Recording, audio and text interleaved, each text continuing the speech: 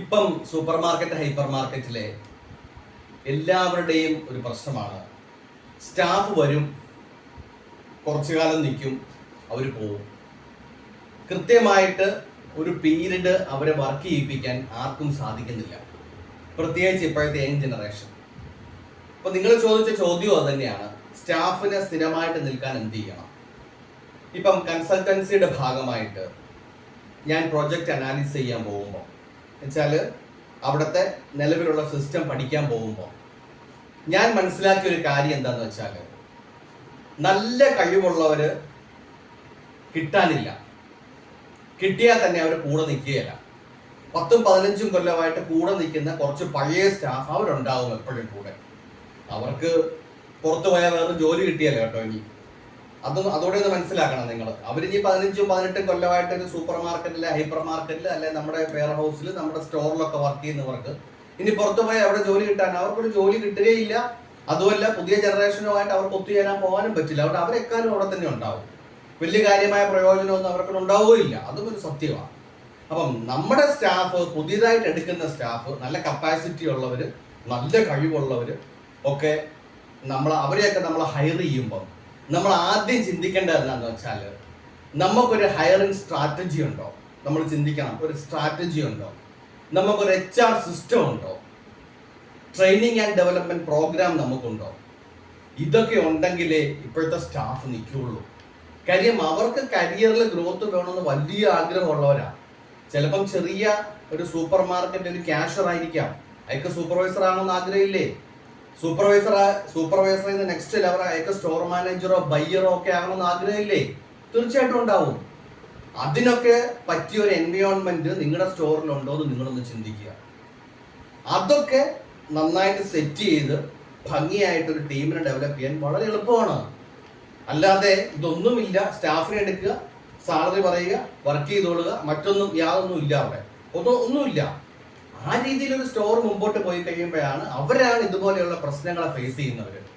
അല്ലാതെ നല്ല സിസ്റ്റമാറ്റിക് ആയിട്ട് പോകുന്നവർക്ക് സ്റ്റാഫിനെ കിട്ടാനൊന്നും ഒരു ബുദ്ധിമുട്ടുമില്ല. ഇപ്പൊ ഞങ്ങളുടെ കൺസൾട്ടൻസിയുടെ ഭാഗമായിട്ട് നമ്മൾ പ്രൊജക്ട് അനാലിസിസ് ചെയ്യുമ്പോൾ നമുക്ക് കിട്ടുന്ന റിസൾട്ട് ഇതാണ്. യാതൊരുവിധ ഫെസിലിറ്റീസ് അവർക്ക് കൊടുക്കുന്നില്ല. ഇപ്പം അവർ ടാർഗറ്റ് അച്ചീവ് ചെയ്താൽ അവർക്കൊരു ഇൻസെന്റീവ് കൊടുക്കുന്നില്ല. പലരും ചെയ്യുന്നില്ല. ഇപ്പൊ ഒരു 5 ലക്ഷം രൂപ, 6 ലക്ഷം രൂപ ആവറേജ് സെയിലുള്ള ഒരു സ്റ്റോർ. ഇനി ഒരു ഹൈപ്പറിലേക്ക് പോയി കഴിഞ്ഞാൽ 12-15 ലക്ഷം രൂപ ഡെയിലി സെയിലുള്ള ഒരു സ്റ്റോർ. അപ്പൊ അവർക്കൊരു 5 CR അച്ചീവ് ചെയ്തു. ഇല്ലെങ്കിൽ ഒരു 5 ലക്ഷം രൂപ സെയിലുള്ള സ്റ്റോർ ഒരു 1.75 അല്ലെ 2 CR അച്ചീവ് ചെയ്ത് കഴിഞ്ഞാൽ അവിടുത്തെ സ്റ്റാഫിന് ഒരു ഇൻസെന്റീവ് കൊടുത്താൽ ആർക്കാണ് നഷ്ടം? ആർക്കും നഷ്ടമില്ല. ഒരു വലിയ ഡെവലപ്മെന്റിലേക്ക് നമ്മൾ കുതിക്കുകയാണ്. ആ സ്റ്റാഫിനൊരു ഇൻസെന്റീവ് അവിടെ കൊടുത്താൽ അത് കൊടുക്കാൻ തയ്യാറാവുന്നില്ല. അപ്പം അവർക്ക് താല്പര്യം ഈ 10-15 വർഷമുള്ള സ്റ്റാഫിനെ കൂടെ നിർത്തി ഇങ്ങനെ ഉരുട്ടി ആ സ്റ്റോർ മുമ്പോട്ട് കൊണ്ടുപോകുന്നുള്ളതാണ്. അവർക്ക് വേറെ ജോലി കിട്ടിയാലാത്തോണ്ട് അവർ ലീവ് കൊടുക്കുകയില്ല, അവർ പോവുകയില്ല.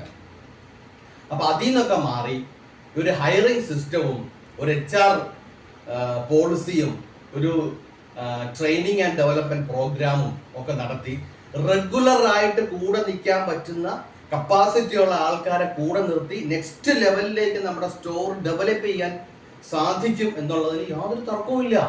പക്ഷെ ആരും അതിന് തയ്യാറാവുന്നില്ല എന്നുള്ള സത്യം.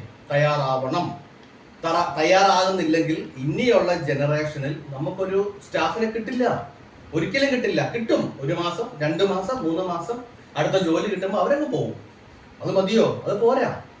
ഇപ്പം കഴിഞ്ഞ ദിവസം ഞാനൊരു പർച്ചേസറുമായിട്ട് സംസാരിച്ചപ്പം ഞാൻ ആ പർച്ചേസറോട് പറഞ്ഞു, ഇവിടെ ഇംപെക്സിന്റെയും ബ്ലൂബെറിയുടെയും എയർ ഫ്രയർ ഉണ്ട്. അപ്പൊ കസ്റ്റമർ അവിടെ നിന്ന് ചോദിക്കുന്നു, ബ്ലൂബെറിയുടെ എയർ ഫ്രയർ ഇല്ലേ, ഞങ്ങൾക്ക് ആവശ്യം അതാണ്. അപ്പൊ പർച്ചേസറോട് ചോദിച്ചപ്പോൾ പർച്ചേസർ പറഞ്ഞു, ഇംപെക്സ് ഉണ്ടല്ലോ, അത് കൊടുക്കുക. എത്ര സിമ്പിളായിട്ട് ആൻസർ ചെയ്തേ. ഇംപെക്സ് ഉണ്ടല്ലോ, അത് കൊടുക്കുക. അങ്ങനെയാണോ ഒരു പർച്ചേസർ പറയണ്ടേ? നിങ്ങളൊന്ന് ആലോചിച്ച് നോക്കി. അപ്പൊ അവർക്ക് ട്രെയിനിങ്ങിന്റെ കുറവ് ഭയങ്കരമായിട്ടുണ്ട്. നല്ല ട്രെയിനിങ് കൊടുക്കണം അങ്ങനെയുള്ള സ്റ്റാഫിന്. പർച്ചേസറാ അല്ലെ ബയറാന്ന് പറഞ്ഞിട്ട് കാര്യമില്ല, അവർക്ക് അറിയില്ല.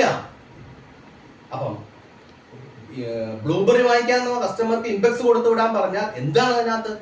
ഒരു കോമൺ സെൻസ് വേണ്ടേ?